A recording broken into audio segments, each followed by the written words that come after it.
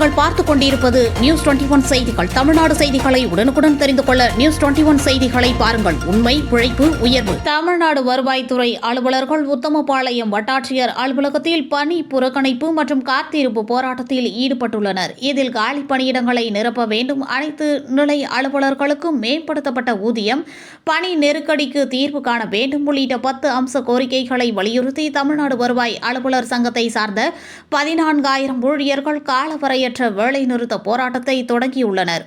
இந்த கோரிக்கைகளை நிறைவேற்ற கோரி கடந்த 13ஆம் தேதி முதல் தற்செயல் விடுப்பு, உண்ணாவிரதம், பணி புறக்கணிப்பு, தொடர் காத்திருப்பு என பல்வேறு போராட்டங்களை முன்னெடுத்தும் எந்த நடவடிக்கையும் தமிழக அரசு எடுக்கவில்லை. 3ஆம் கட்ட போராட்டமாக பணி புறக்கணிப்பு மற்றும் காத்திருப்பு போராட்டத்தில் ஈடுபட்டு வருகின்றனர்.